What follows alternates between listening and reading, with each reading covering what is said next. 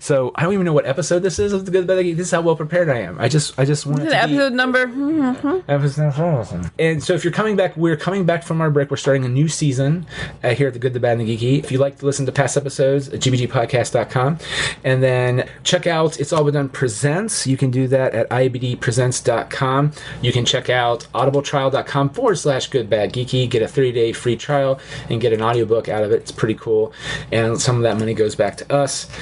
Check out Mad Lab. I'm a Mad Lab Ensemble member, and we have some shows coming up. I think we have Young Writers.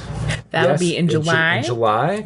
We have FFN. Oh, yes, FFN in February. Date night. Very good show. Shouldn't miss it. It's very good. Have you guys been a couple on the hot seat? We have not. Thank God.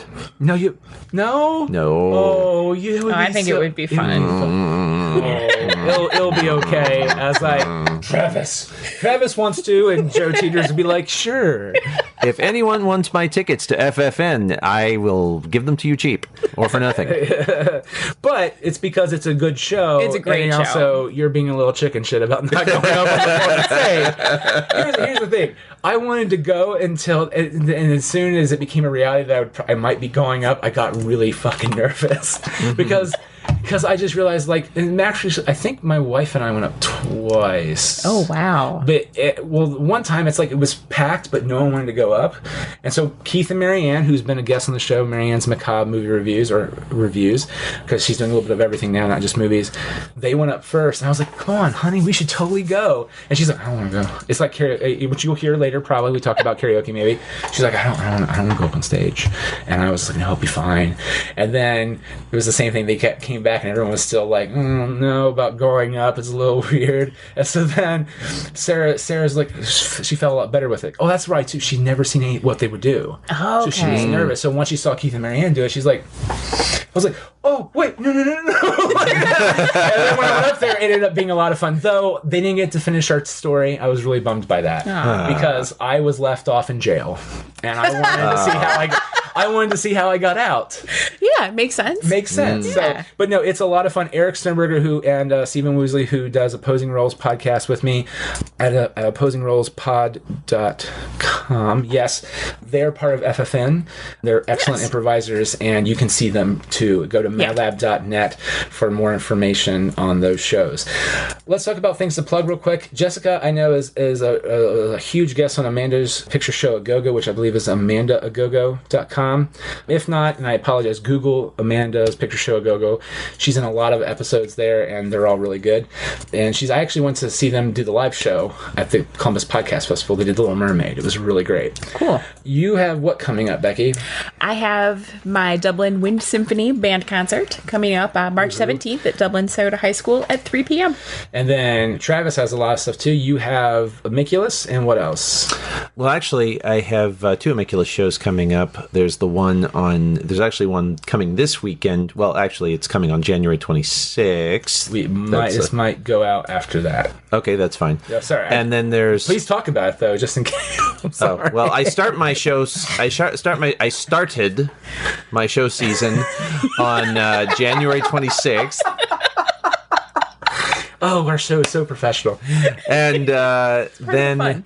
In February, there is the Great Lakes Comic-Con in Detroit, February 22nd and 23rd, that I will be tabling at with Amiculus. And then, another thing, probably should say that my brand new horror comic, my brand new horror 32-page horror comic, Sugar Creek, will be coming out sometime in April. Probably, I would say... Probably mid to late April. So what's the website that we can go check this out at? You can check all of this out at amiculusrome.com. That's AMICULUS Rome, ROME.com. Thank you very much. All right. Well, we have an interesting episode here today.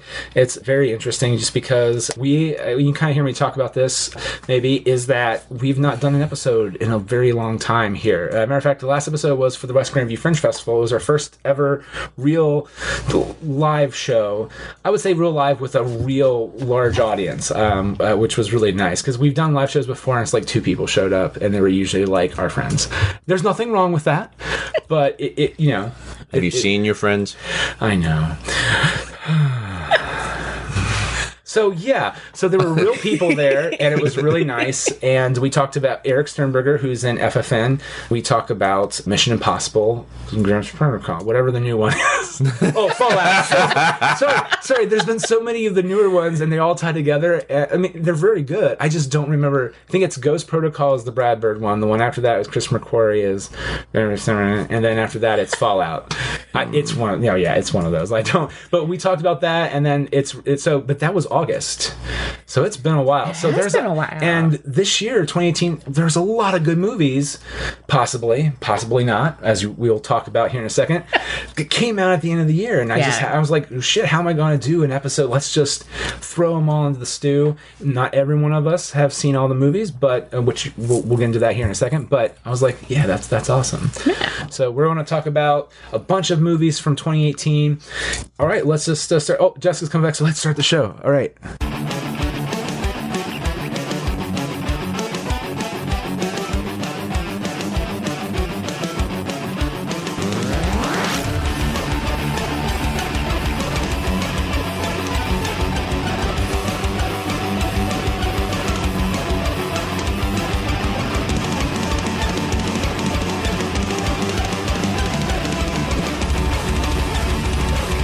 Well, everyone, what the fuck was that? It's a sound just for you. Oh, thank you. And for our listeners, this we are recording. And you know I'm probably going to leave that in. Because it's fun. So, as you're in the intro, this is going to be a really interesting episode because we're going to go all over the place. And just FYI, Jess will cut out at one point. It's not that she'll be talking and her mic will cut off. It's just that she will leave the premises. We will deliberately turn off her mic. That's right. She just walk away and you can just hear in the background. I have not done an episode in a very long time, and so we are covering a lot of things, which is the big movies at the end of 2018. Mm-hmm. Well, let's ask this. The movies that I threw out there we suggest we talk about has been, we can just do I already know, but please say your answers again. Who here has seen Mary Poppins Returns? I have. 9. Okay. Who here has seen... me too. Who here has seen Spiderverse? Yes. Yes. Yes, it's all of us. All right. Who here has seen Aquaman? Yes. Me. Okay. And then who here has seen... I feel like I'm... Bumblebee. Me. No. Okay. So it's just you. All right. I feel like there's one more movie I thought I threw in there. But I thought you had, but I don't. All I know is I have not. Yes. The Grinch. I Have we have seen not The seen Grinch? The Grinch. I Okay. have not. No. I have, but it's... Tell us all about it. He's green, and he's kind of a Grinch. No. I know. And he was an orphan, and it makes him sad about Christmas. I take it there's no song by Tony the Tiger in it? Well, You're the song mean one. that the Tony the Tiger sang has been redone by Pharrell or whatever the fuck. Oh my. What? No, but It's not. Here's the thing. I will watch this movie a million times. If it comes on, I will not turn the channel. Unlike the Jim Carrey version, which I will turn the channel. I've seen once, and that's too much. I have bad whiplash from that movie. I admit I'm a little bit of a purist. I like the cartoon version with Thurl Ravenscroft. The problem with this one is because that his name is Thurl Ravenscroft. He's the voice of the vacuum cleaner in one of my favorite animated movies. That's The Brave Little Toaster? Yeah. The Grinch, yeah, I forgot about the Grinch. Thank you. My only thing with the Grinch was, I think because they knew that everyone remembers the Jim Carrey version, which was, in the bigger parts, were very much faithful to the book. Like, he picks up the sleigh like that, and there's no problem. You know, it's the typical stuff. The heart grows 3 sizes that day, and they show the heart and all that stuff. Ronnie H., because we're friends, he was super faithful in that part of the adaptation, and they do little things to change it up, and it makes you just go, oh, but you should have, I don't care. Just make it. And things that they cut out where they're at, they use later in the movie or earlier in the movie, like the actual... It's not bad. It's actually a passable version of the movie. That's all I can say about the Grinch. Okay. Well, since none of us have seen Bumblebee, let's talk about Bumblebee, because I've heard good things about it. Yeah, it was actually pretty good. I didn't really want to see it, but my parents wanted to see it, and they were buying the movie ticket. And you're like, yeah. So I was like, all right. And we went and watched it. And someone described it, I saw online, they're like, Bumblebee's really just a horse girl movie. Yes. Yes. And I'd say that's pretty accurate. It's like she finds this beaten down Bumblebee and a horse named Bumblebee. yeah, Nice. breaks him in, teaches him the meaning of love and family. And he teaches her something too. Yeah. And she saves him from John Cena, the government. It does the disservice of like all of these movies now, I feel, is they have this person who's a doctor. He's not a doctor, he's a military dude. But it's like, oh, look, here's this highly intelligent doctor. And they're like complete morons. Because the doctor's like, oh, look at these they're not Autobots, the other ones. Decepticons. What they needed was a mechanic. Who are here. And yeah, let's trust them because they're looking completely at their word because they're looking for this Bumblebee character. And John Cena's like, they have deception in their name. Why are we trusting them? And I'm like, you'd think a doctor would be like a little smarter. So my thesis after watching this is that Hollywood is contributing to the fear of intelligence that's rising in America, and I'm very disappointed in them for it. It's been rising, or has it already reached peak levels? I mean, Oh, it could get worse. oh, that makes me sad. That was my only major complaint in the movie. I was like, why is this doctor so fucking dumb?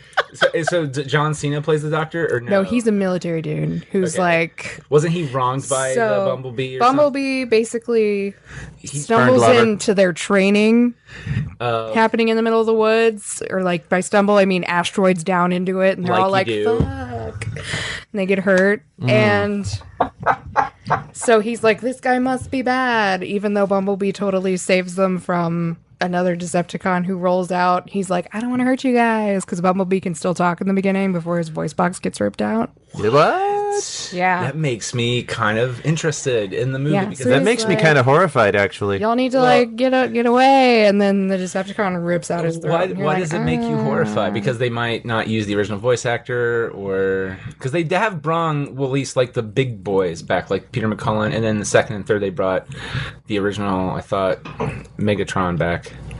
No, I'm simply horrified because this character goes through the rest of the movie maimed.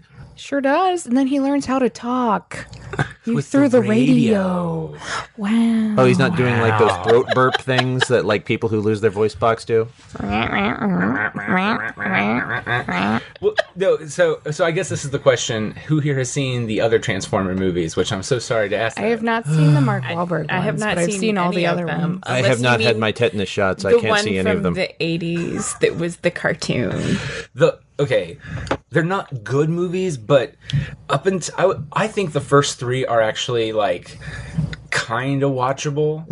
Like, Yeah, that's why those are the ones I've High seen. praise. Ringing endorsement. right. I did see the fourth one, and I just remember the one with Mark Wahlberg, and the first thing. Which one with Mark Wahlberg? The first one with Mark. It wasn't the night one. It was the one with the Dinobots. That fucking one. Oh, it was, and I just remember I'm watching it, and like normally I don't. Here's the thing: if you can get me mildly interested in the plot, like or what's going on, to at least care for like I can just watch the movie, and then I can go, oh, there were plot holes, or there's other problems, like my friend Nathan Wood, who just destroys the movie and ruins it for him. The opening of the first Marky Mark movie was he gets badly fucked up by the government or something like that, and he goes hides in this barn, and it happens to be the barn of Mark Wahlberg, Marky Mark, and so Marky Mark's doing his thing out there, and I swear to God, when he first gets in there, he's so big he can't really fit in the barn, and then when the military shows up, and then He's hiding behind a bale or something. He's hiding underneath the barn, and like because he's a mechanic, so he has like a car. It's something weird like that, and I'm just like, wait, this is really bothering me. That makes no sense. And then he picks up the barn like it's no big deal, and like sets it back down before the barn gets blown. And I'm just Let me tell you about the night one where I saw the trailer for it, and it's like Anthony Hopkins comes out, he's narrating and shit, and then the Crusades are happening, and I was like, I like war movies. Cool. And then the Universal Transformers sound. I was like, what the fuck? You're joking. No. I was very confused by those trailers because I'm like, oh, it's like a Camelot movie. Well, that sounds cool. Wait, with Anthony Hopkins with Transformers in the present. What the fuck? Yeah. I was like, what's happening? And then that one with the little girl who's like, women. And I was like, you're 5. I don't understand what's happening. Also, it made me realize that I don't think she's a good actress, and I don't feel great saying this, but everyone shits on what's her name from the first 2 Megan Fox. Megan Fox. And like she's not the greatest actress in the world. She's good, I actually enjoyed her in Jennifer's Body. Yes, she's really such a good movie. It really is. There's some weird depth there going on for that character, and you're just like, but this is a shitty horror movie. Why are you actually acting in? Anyway, I'm not a fan of Diablo Cody's dialogue. I will say that. But go on. No. It's interesting. So you were not a fan of Juno then, probably. I wasn't a fan of Juno. No? Okay. Well, let's table that for a second. But I actually did like Jennifer's Body. I liked the movie. Yeah. So in spite of the dialogue. No, right. So a lot of people like shit on some actors, like Hayden Christensen. They shit on him for the Star Wars movies, and I watched Shattered Glass. I'm like, oh, dude, he's really good in this. I don't know if it's just the role or what. Same thing with her. But then like the third movie hits, and they recast the Megan Fox character with a different character. I know. And I just remember, look, as a guy, I will totally admit this, the intro shot of the girl is her walking on these tight, like, dress panty thing up the stairs, as like you do, introducing her to McDreamy or whatever from Grey's Anatomy, because he's the other romantic lead, I say, in finger quotes. And the whole time I'm like, as long as you're just finger quoting. I was like, oh, she looks hot. And then she started talking. I was like, missing Megan Fox right away. Missing Megan Fox. Missing Megan Fox. They did. So they did have to, in the first Transformers where Megan Fox is good at cars and she has to be like, my dad taught me, because women can't be into cars. They do it much better in the Bumblebee movie, because the girl is all about cars, because her dad brought her up teaching her, and her dad just died, and like she's trying to fix up this car that they were working on together before he died, and can't get it to work. She's all dejected and shit about it. Why can't someone's maiden aunt teach them about cars? Because women don't know anything about cars unless men teach them. Duh. So I've not seen it. My wife did, and then she pointed out the story to me. Apparently, on the Basis of Sex, the Ruth Bader Ginsburg movie, I watched the documentary, and so I know, if you haven't, her husband was super supportive. Super supportive. Matter of fact, she didn't really want to. She's just more like, if I get nominated, I get nominated. That's fine, but I'm not going to go out of my way to talk about me. And he's just like, no, you need to be on the Supreme Court. So he did everything he could to get her, make people aware of her, to get her nominated and all this other stuff. Super supportive, and kind of the exact opposite of her. And apparently for the movie, they're just like, can't you make him kind of like a sleazy guy? I saw that article. Yeah, and it's like, maybe he wants to cheat on her, or maybe make him a dick to her. And he's like, no. They had actually a very loving relationship, and that's what we're going to show. And so the movie was supposed to come out much earlier, before before it really started kicking up. The problem was, though, is that no one wanted to fund the movie, and then the whole RGB thing started kicking in, and which is sad. So that's actually a very valid problem. Why can't the aunt teach the one girl? I can't remember her name right now. Haley Steinfeld? Yeah, I feel like she's in another movie right now, too. She is in the Spiderverse. That's what it is, and we'll talk about that in a second. No, yeah, because she plays Spider-Gwen. Look at you, keeping that shit together, Jess. All right, so so Bumblebee is watchable. Oh yeah, and is it better than the other Transformers? Yeah, I'd say. I mean, people were saying it's better than the first one, which I guess, yeah. But I still liked the first Transformers, so... Yeah, I mean, I wouldn't own it, but I if it's on, I will not turn it off. I'll be like, Jonathan Whitnicky, or whatever the hell the character's name is. I want to see more. I also heard they actually make reference to the fact that he transforms with her in him, or something. Yeah, he does. Because there's that joke where if they transform, it should kill them, or something. But it shows him, going around her. Yeah, which is, I think, pretty cool, because in the cartoon, that was a joke. And then they've joked about it on The Simpsons or some other cartoon where someone gets into a car and it transforms, and you see blood just go pouring out. Okay, so Bumblebee's good. What about Mary Poppins Returns? Mary Poppins Returns. Not Mary Poppin. Mary Poppins Returns. I enjoyed it. I went in with zero expectations. Zero expectations. Okay, maybe a couple of expectations. I think how can you not? But they were are small because, I mean, obviously it's not the original, and I love the original. Mm-hmm. I love everything about the original. It makes me happy. But I also, obviously it's not the original. I don't expect it to be the original. I wasn't looking for it to be the original. I enjoyed it. You know, it wasn't the greatest movie on the face of the planet, but it was a lot of fun. I felt many feelings. I laughed. I cried a lot. Oh, yeah. My God, so many tears. But I cried Hallmark card commercials, so... Me too. There's that. In our defense, I'm with you on that. Yeah. I cried at a Hyundai commercial once. Sorry. Not to steal your thunder. Go on. It's okay. I cry at many things. No, I really enjoyed it.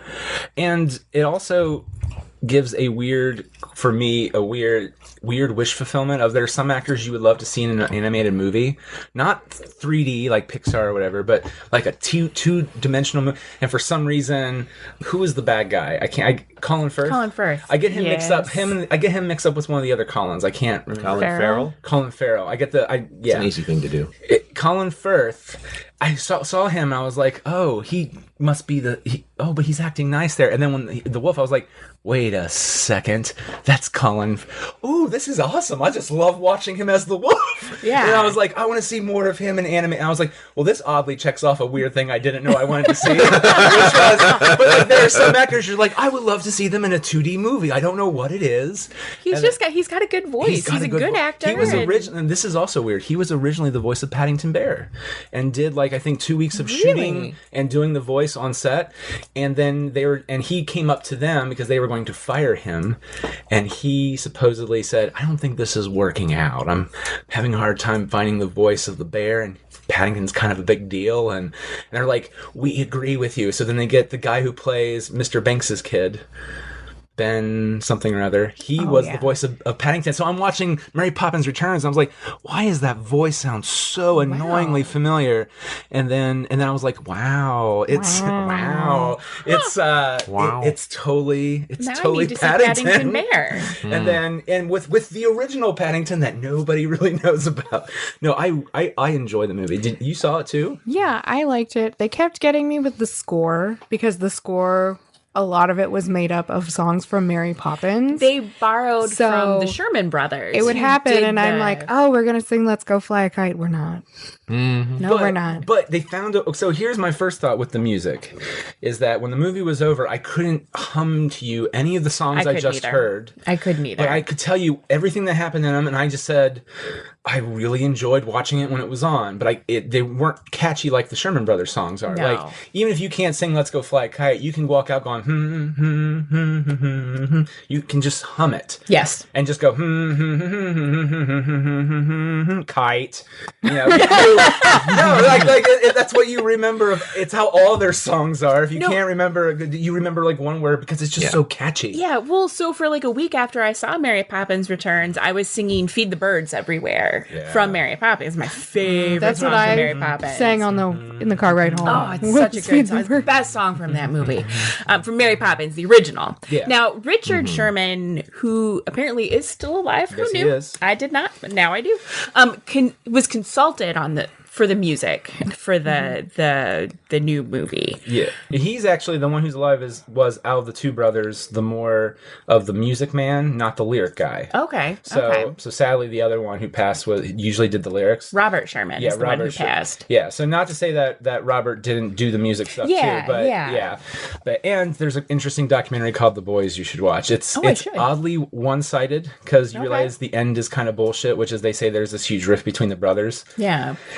If you actually do research on it, it's one of those ones where you're like, ooh. And it was right before Mary Poppins was coming out on Broadway, so they were trying to kind of sell something. Okay. But it's still a good documentary, and it shows them, and it talks about, they play a little bit of the tape that was then played in Saving Mr. Banks, which is just her destroying them and Walt Disney, and you're just like, I hate working with this woman. Dear God.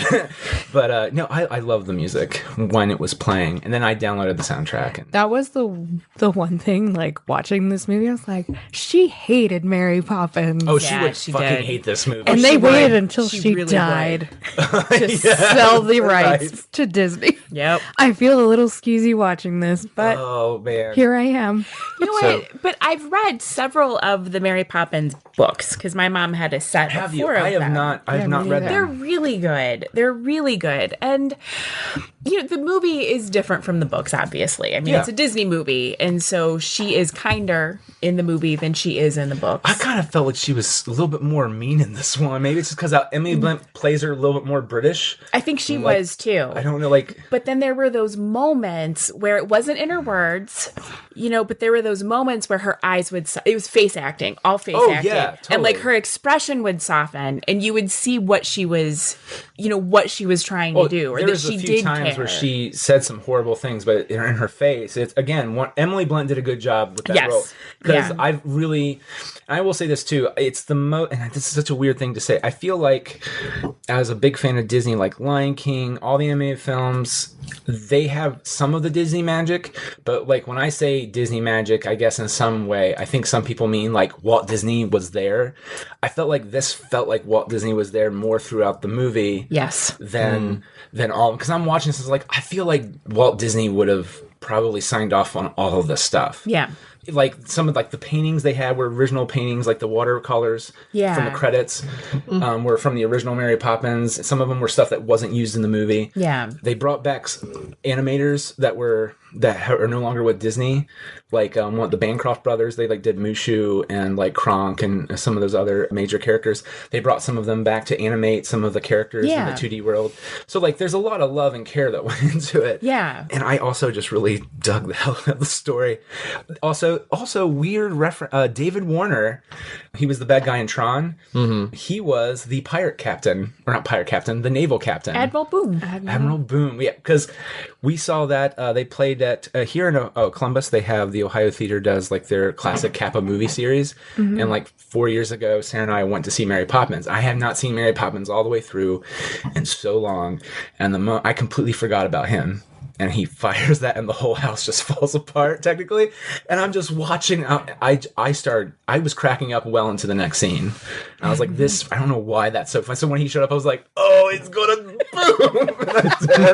And it was. I don't know why it cracked me up so much, but it did. And then also he got to fly at the end. I know. That whole I song liked was just that feeling the Colin Firth couldn't fly. Yep. Yeah. And the one shitty banker was holding on to the nice banker, like, flying. There's nowhere to go but up. Yeah. So see, the only reason why I can remember that now is because I've been listening to that song in particular. Like, it just makes me feel good. Yeah, it's a happy song. Yeah. And Angela Lansbury sings it. Oh my love goodness. her. So when she showed up, before she started talking, I was like, Julie Andrews, Julie Andrews, Julie Andrews. Yeah. It was Angela Lansbury. I was a little disappointed, but she was great. So I don't remember what article I read it in. They shot that. They tried to shoot it as an order as much as they could. And one of the other reasons is because the guy who directed Chicago, Rob Marshall and Yeah. Les Mis. So he tries to, it's easier on the actors and it's easier for him to go, supposedly that was one of the last things they shot, and they were trying to hold off that Julie Andrews might change her mind. And of course, Angela Lansbury was the person that they had for her, and Angela's like, "Yeah, I'll totally step down for Julie Andrews." Like it's a baller movie. Yeah. She's like, "I'm happy to be a part of this, and if I can't do it because it's a good cameo, I will totally give it up." But she fucking rocked it anyway. She did. She it was was great. good. She did. Yeah, she's a good sport, and then Julie Andrews was a good sport too, saying, "I don't want to be in the movie because I think it'll take away from Emily Blunt." And I'm just like, it probably would have. Yeah. But I would have loved it. Oh no! Here's the thing. We all would have loved it. But at the same time, if you can't have Julie Andrews, Angela Lansbury is fantastic. And can we also say, Mr. DVD? Dude, do you see him on dancing around? Yes. It's like, Dude, son, you're He's 90 like older something. than God, and he's like little tap dance. So before I saw the movie, dude. I saw like 3 interviews with Lin-Manuel Miranda, and he's just like, no, he's the real deal. He can still dance. And we had Disney was really freaking out. Like they wanted to put a harness on him because they didn't want to hurt himself. Like because he has to climb up on the thing, and they're like, well, no, we can't do that. He doesn't want to do that. He won't do the movie if we have to do that. So they're just like, well, he said he might let one of us help him up. So if you watch, there's a scene where he gives his hand. I was looking for it. Yeah. And so when he reached out for him, he just ignored it and got on the thing. You're like, oh. So I told my parents that when I got home that he like was doing all these dances, and they were telling me they read some article about him and he does Tai Chi or something. Like he does something to keep himself limber. Wow, yeah. Oh, and I was like, they couldn't remember what exactly it was, and I just guessed Tai Chi, and they're like, that sounds vaguely like it, but they didn't know. He does something. Yeah. Dear God. 93 isn't what it used to be. Not when you're Dick Van Dyke. Jesus, yeah. I mean, because here's the thing too. When he gets up there, he doesn't go full on to dance right away. He sings like one of his lines, and does like a weird little slow shuffle, and then he fucking goes right into like, oh, and then your like little child heart just goes, Dick Van Dyke's dancing. Yep. Like seriously, it wouldn't surprise me if he would have tried to trip and fall over an ottoman or something and get back up. Well, actually, that would probably break his hip. But in my mind's eye, I could think he could totally do that right now and be fucking boss about it. It might take him an extra second to roll and get up. But yeah, no, that was... Because I kept wondering, like, when is he going to come in? When's he going to come in? Because they showed the painting. Yeah. And they did say he's in the movie, so you're like, where is he? Where is he? Is it going to be Bert? I totally forgot that he played, like, 5 roles in the original. That's right. And he was, like, the banker... He was like more than one. Wasn't he the banker and the banker's dad? Yeah, he was. Yeah, he was the banker. He was Bert. He was the third character. I can't remember. Yeah, he was several people, and I just assumed Bert because in my head I'm like, well, of course it's gonna be Bert. Why wouldn't it be? And did you see the weird reference at the end when Mary Poppins is left and Bert Jr.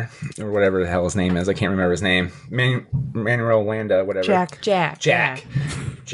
It's just such an easier name. I should remember that.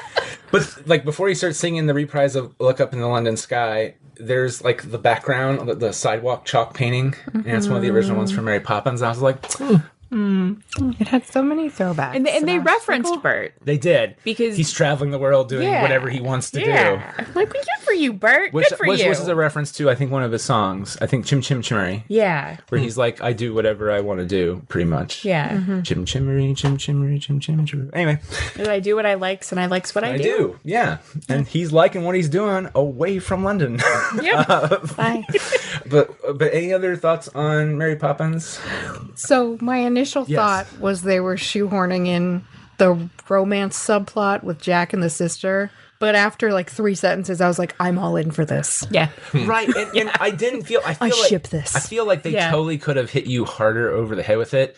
Like, it was like that first scene, you're just like, oh, come on. Yeah. Really? But then they interacted and I was like, more of that. Like, that needs to be a thing. You need to make another movie with that. And it's not... You feel it's going to be forced because it's a Disney movie, and I feel like it's not as forced as it could have been. Like, it's very, like, normal dialogue, and you go, oh, they just have natural chemistry. Yeah. And so, like, he really doesn't officially make a move at her until the very end of the movie, where he does the nice little balloon thing, because there's nowhere to go but up. So Mary Poppins, I enjoyed it a great deal. I do.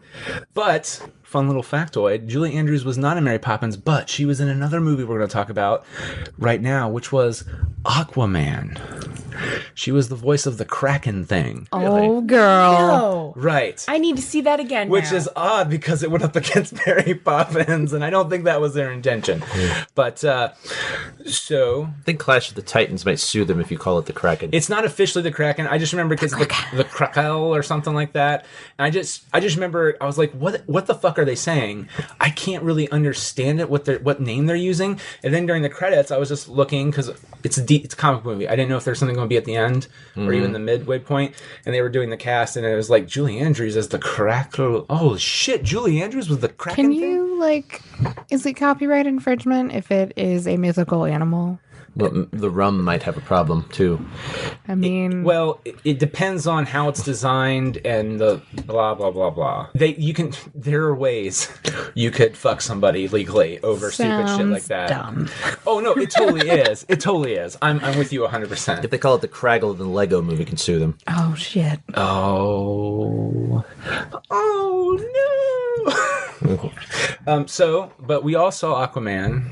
What did we think of Aquaman? Best Star Wars movie last year. So what Travis is trying to say, if I think I understood this right, was Solo sucked. That's what I heard. It was not without its charm, but we're not talking about that. Go on. No, you didn't care for the Star Wars movies, so you modestly enjoyed this movie, is what I'm going to say. Well, there was actually a review of it that said that Aquaman was the best Star Wars movie that came out in 2018, and I kind of agree because it did have that sort of feel, at least underwater. Okay. And I'm not saying that's a bad thing. It's a good thing. Yeah.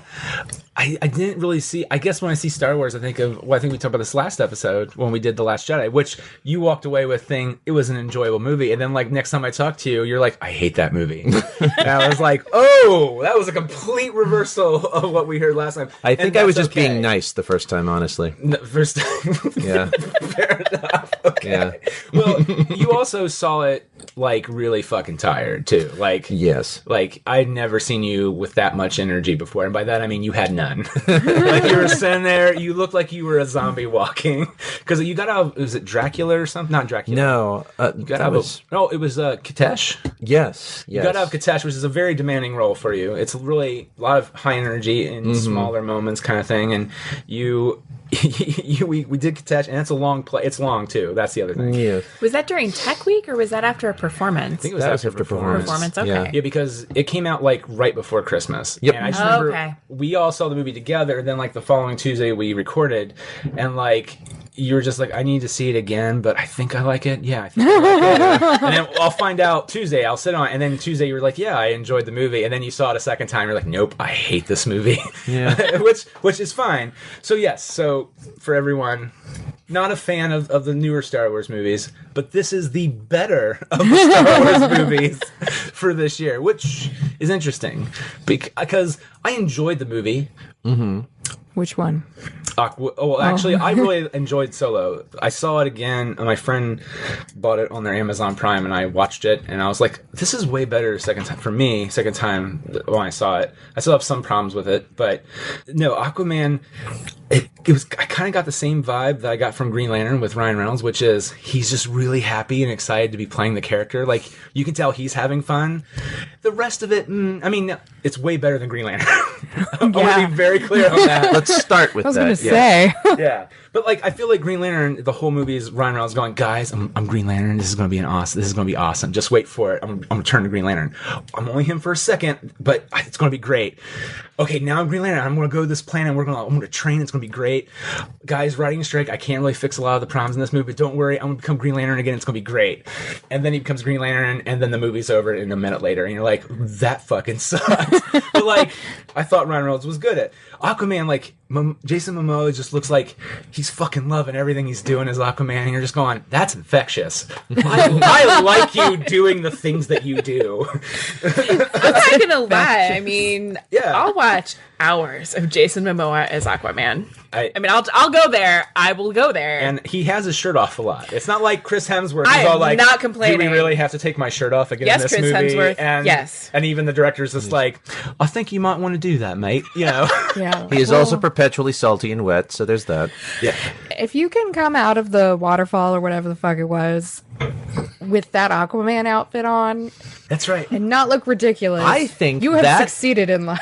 I Yeah, think you that is have. the thing about it that I like the most is it cleared the very high bar of not making Aquaman look ridiculous. My dad Yeah. said the same thing because my dad's like, well, the cartoons made him ridiculous. Yes. And Yes. Like I like Aquaman, but he wears those really shitty costume, and he talks to fish. And I was like, yeah, but he talks to fish in cool ways, and he's just like, yeah, it kind of was. And I was like, yeah. But no, I agree with that. They pulled it off really well. It looked badass when he came up there and with the and also, let's be clear, if you hold a trident. even people who are the god of the sea, Neptune, they play Neptune in a movie, they don't look great holding the trident either. You have to own it. Yeah, you have to. And he did. Yeah, now easy. Now, well, Jason Momoa I thought did really good. Let's talk about Amber Heard, who was just there and had really red hair. Her hair was very distracting. Yeah, It was very red. and I also thought she had no chemistry with Momoa. Like, I thought that she was. It felt like I felt no whatever there. It's probably because she looks 15. Jason Momoa's not old, but he's not 15 looking. I don't know. I get really disturbed when they look dramatically different ages. For example, in Green Lantern, Blake Lively, Ryan Reynolds' now wife, looks like a child. And I'm just like, oh, that's weird. She's so young. Maybe she just has really good skin. You don't know. Maybe. I clearly don't. She's rich enough. She can afford good skin. Yeah, she did a shark movie. Anyway, sorry. I did not see that one. I didn't either. I actually heard it was okay. So, but sure. Anyway, yeah, I'll believe that. Yeah, go Blake Lively, go. That's what they'll make fun of in the next Deadpool movie if it happens. Amber Heard, though, I liked her character. I just didn't like her. She was there to be the straight man for the most part. Yeah, but you can still let him. You can still be the straight man and make. But that's the thing, though. There were times where he was a straight man, but it's just his infectious just love of being Aquaman was. I don't know. Like I was like, he shows up. I was like, this is going to be a great scene, even if it's going to be a shittily written scene. She shows up. I'm like, is that supposed to be like affection towards each other? Because I'm not feeling it from you, lady. But also, who liked Dolph Lundgren? Who was surprised as shit by Dolph Lundgren? Me. Yeah. I was like, what? His hair is a completely different red. Yeah. It's a much more natural red. So it's Hereditary. Yeah. Did you just say hereditary? No, I did not. Okay. Oh, I thought you did. So did I. Listen to the playback. I completely said Hereditary. I thought you said hereditary, like hereditary. But you're seeking things that aren't there, Grasshopper. That's true. I do that a lot. Yeah. I thought he did good. I did. Yeah, Dolph Lundgren was good, and also Patrick Wilson. I love Patrick Wilson, who 10 years ago would have been Aquaman, with that hair. Oh, who's only 3 years younger than Nicole Kidman. Oh, and Nicole Kidman. Does she age? I think she does not. I mean, you want to talk about creepy? Little bit.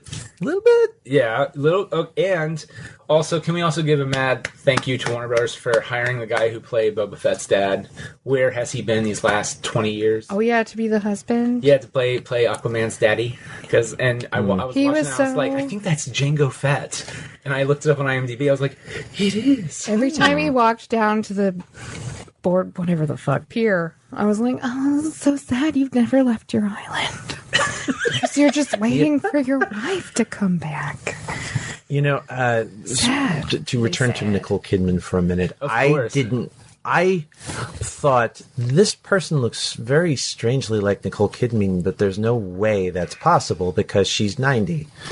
Then when it was in the credits, I was like, well, she's a vampire, quite clearly.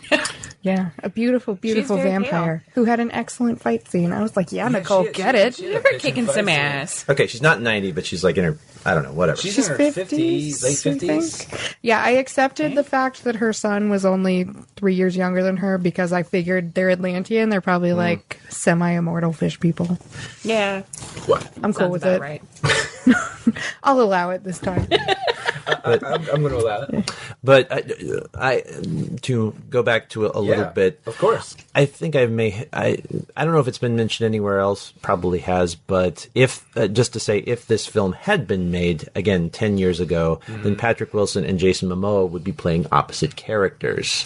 You know this. Oh, I agree with that too. Yeah, because movies were shitty 10 years ago to an extent. Yeah. But it's interesting that they went all white nationalist with the Atlanteans. don't you think? Yeah. Well, we're trying to just talk to people today with the problems they're experiencing today, or the joys they're experiencing, I guess, if you were sided with the Atlanteans, which I don't know why you would. But no, I think that's one thing that Marvel kind of does well in their movies or comic books, is they tend to relate a little bit better with things going on, or it makes you feel like, oh, they might be really talking about this, or they're talking about something that happened historically back then or whatever. And it's like, oh wow, good job DC getting a little because usually they don't, or if they do, they don't do it super well. Like, it was actually a very decent job of how they did that. Did I make it uncomfortable? I'm sorry. No, it's okay. I mean, who doesn't want to talk about Nazis? Water No Nazis. Captain America, that too. Kill them all. Kill them all. Yeah, no shit. Oh, what was it? Someone on Twitter got into a fight with someone, and the only way the nationalist could respond back was he just sent an emoji of a snowflake. And so, and then the other guy, I think it was... Sorry, Nazi. I'm not the one who's offended by not white people existing. And their response was they just took an emoji of the Nazi symbol and just sent it back, and then they stopped talking to them. And I was just like, damn, I didn't know we had an emoji for that. It does not surprise me. Me neither. No, I mean, that's a valid point. Now, I will say the battle at the end got a little hectic for me when Aquaman showed up with the Kraken thing. Like, it became a little bit too much like Transformers, like Bayhem. I couldn't see 100%. There's a lot going on. There's a lot going on. The alien fish. Yeah, well, right. Like, it looked like the one magma fish people that had mutated and they were on the fire side before Aquaman shows up. Like, did Aquaman kill all those dudes? Yeah. By bringing them up through where they were at? Granted, they were getting pretty heavily killed by Patrick Wilson, the brother side. But if they were any left, are there any left now? like I was just like, Jesus, did they just wipe out all the people that were kind of on his side? I don't know. Well, they're covered in, Magma. Hot magma. They're crab Liquid people. hot magma. They were so They can roll with it. They can. Yes, And you know literally. what? And if someone takes their hard magma shell, they just crawl over and steal another one. So, if you guys ever get a chance to see this is some guy. I think his name is Z Frank. He does a YouTube channel. Z Frank, and he does a really bad Morgan Freeman, like I'm about ready to do. He's like, today we're going to watch the beautiful crabfish or whatever, and it's just So he sounds like the brain. Yeah. Well, no, wait a second. There's a little bit of a difference there. Curses you. But he does this really bad Morgan Freeman impression, but it's like an actual like Planet Earth thing. But there's a few different like little barbs in there, and it's like, oh, what the fuck is that? like he says that it's like, look at that little fish swimming around. He's gonna make for it. They have them for a bunch of them, but they have one with the crab. And the thing is, I am actually learning shit where the crab will all line up over a new shell that they see, and they also start fighting for it. But there's a very weird lining up that they do. So it's like you're getting some. It's like the Daily Show. You're getting some jokes and you're learning something too. Wow. So that's why they were out so long. They were all fighting over the same shell. Right. Right. And so that's really what they want. And then they realized that as brothers, they could share a shell. Because we went back to Aquaman, right? We went back to Aquaman. I don't know. I think that's what we're on. Yeah. I think we went back to Aquaman. That's why I was like, I think Travis just went back to Aquaman. I'm going to say yes. Octopus playing drums. Yeah. Oh yeah, I forgot when they do the big battle scene. He plays the weird. I was just like, the fuck. I mean, cool. Also, where? So is that what really happens to the shark population? They're all like under with the armies or whatever. All this rare fish. Because I just remember my dad was like, half those fish are probably dead right now, just because we're killing them. We murdered them, and now we're their king. They're not a lot, right? And it's like underworld. I was like, oh no.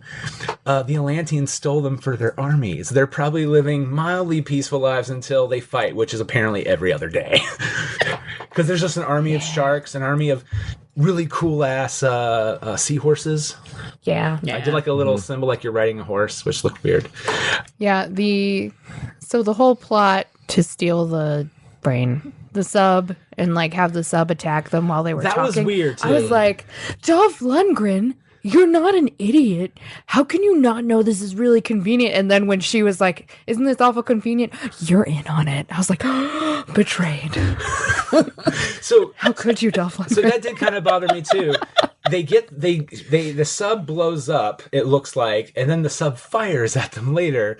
But you see him get in the other ship and go up, and so you're like, wait a second, how did they do that? They didn't really establish like how he was doing that in the sub. So that's actually something that really bothered me when I was watching, because his dad's drowning in the thing, and it blows up in that one little area, and it's going down, and it makes you look like it's going to blow up. And then I think the manta ray shuttle leaves the sub. Mm-hmm. Well, next time you see the sub, it gets blown up, and then Mana is back with the manta ray.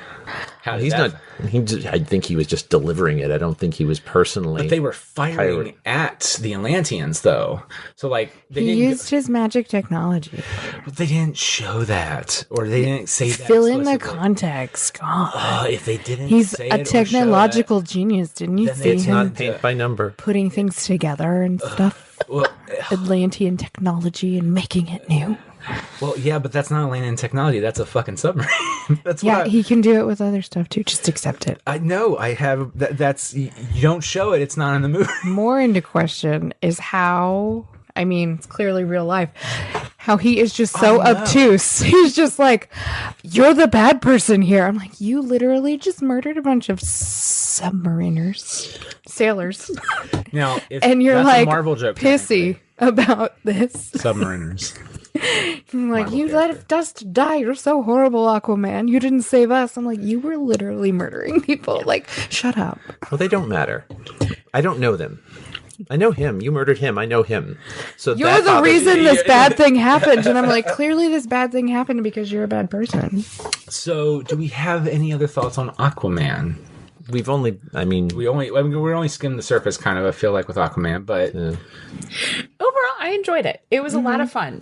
I did have a lot of fun with the movie. I feel like with DC movies, you either go in like there's a little bit more dread, like please don't suck. Please don't suck. It's kind of your mantra going in. Yeah. Please don't put 12 movies into this one. Oh my god. Yeah. So I finally saw Justice League, and I was just like, Superman shows up. That's fun. And that was. I really liked the Flash. The characters. I always do that too. Batman's Batman, Wonder Woman's Wonder Woman. Like, the characters are, for the most part, the characters. I did have a problem with Batman and Wonder Woman kind of giving googly eyes at each other, or it's the way it was shot, and like they're trying to make it feel like they're kind of flirting with each other, and I was like, no, I don't, no likey, no likey, no. But and then I also, in the back of my brain, the film nerd in me was just like, oh, it's because Wonder Woman's big shit right now. Yeah, and they you need can to have her kind of feel where it's like, oh, this one must have been a rewrite, because why else would she talk right now? Yeah, or as an executive note, like not necessarily a rewrite from Zach or even Joss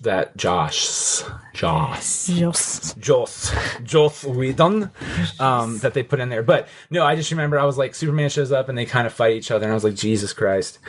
And then he shows up again wearing the red, yellow, and blue, and I was like, yes. And then he goes, we're going to talk about, wait, hold on.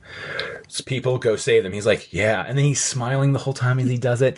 He saves the people, and then he comes back and kicks some ass. I was like, Superman's in this movie. He's not there long, but he's there. Because he was fucking missing in the last two movies. Man of Steel and Batman vs. Superman. I just didn't think he was there. I still haven't seen Batman vs. Superman. It's okay. I feel like I should, because there's a part of me that's a complete. It's the sad thing. And Wonder Woman's in it. But Wonder Woman is the best part of the movie, and Batfleck is actually pretty good. I mean, he was good in Justice League playing the character. The writing around him was not good, but I mean, I guess that's the problem I have with DC movies in general, and that's why I like Aquaman. Like, it was having fun. Yeah. There's that. Yeah, even if you don't enjoy the movie, you can sometimes go, well, they had fun making it, and it kind of comes off. It's not what I'm in the mood to watch, or I'm not really enjoying their take on it. But I can tell that the movie's trying to have fun and trying to let me have fun. It took Yeah. itself a little bit less seriously than some of the other DC movies. Right. To its benefit, I think. Yes, yeah, because Wonder Woman had that thing where it's a very delicate line. Well, it's like Thor. Both of those movies are, a lot of the DC movies, I feel the characters are very like pantheon-based, godlike powers. Yeah. So it's a harder line to walk. It's like a Hulk movie. It's really hard to do, and you may or may not do it right. And it's this tightrope walk, and if you can do it, it's great. But sometimes you have to kind of like, take yourself a little bit less serious. Like some of the, like for me, I thought Wonder Woman, I was going to have a huge problem with the stuff on the island with the Amazons, and I love that when they're on the island with them. And same thing with this stuff. I thought the Atlantic stuff are like just Aquaman's powers. Oh, he's going to fucking talk to fish.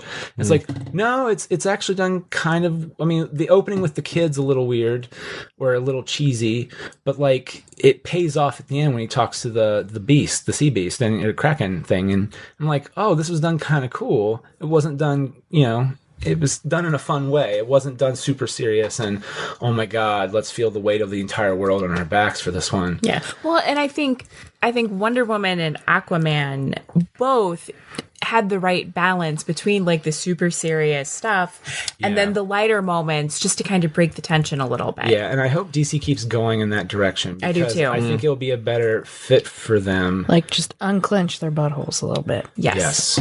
Yeah. I 100% agree with that. Because there are some definite there's a bunch hole and a butthole clenching going on over there at DC before then. And you could say it's probably Zack Snyder. And I would say it's definitely Zack Snyder.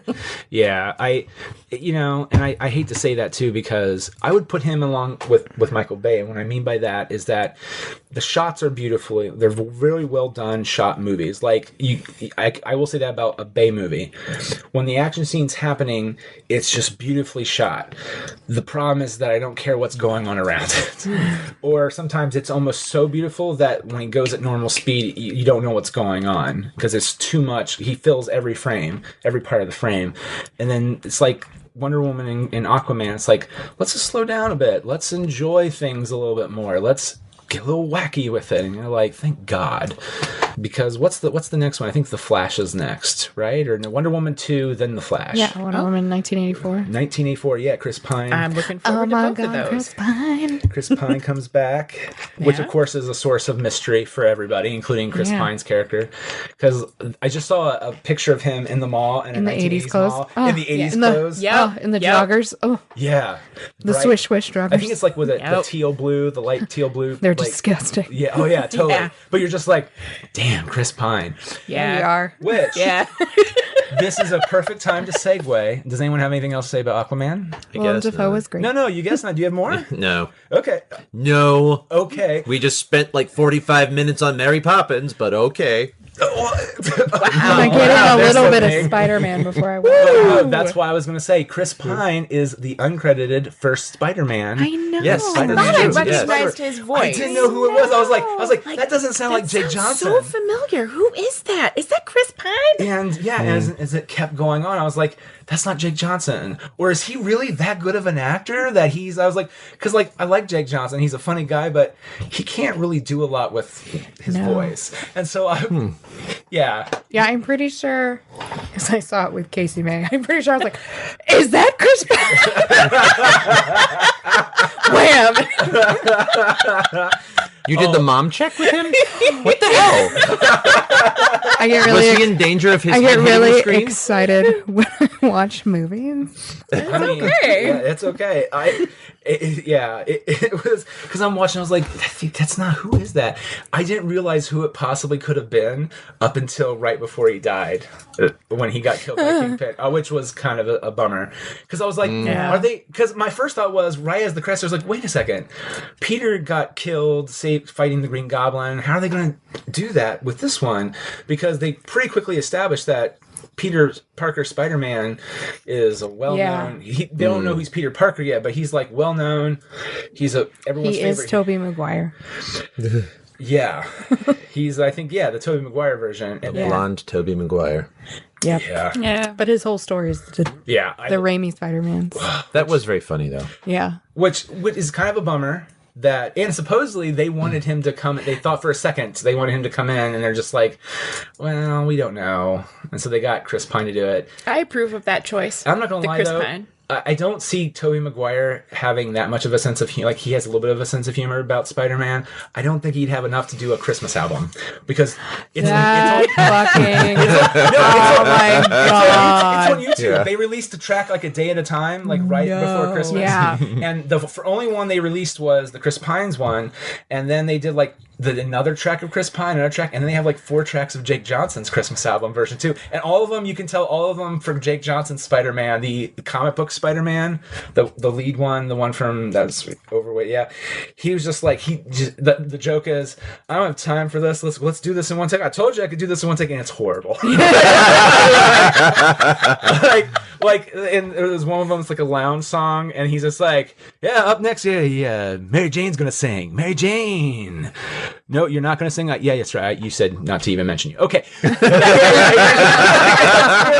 It's really funny. If I can remember this, we'll put one of those videos in the show, or like one from Chris Pine and one from Jake Johnson in the show notes. But it's so funny. Is that why they got divorced? My thoughts exactly. That was the straw. I'm not gonna lie. My wife likes to watch people sing, but like she went with me to a karaoke thing the other night, which she is not wont to do, and she had ended up having fun. But like she said to me, "It's like, don't you dare ask me to get on stage to sing, because I will not do it."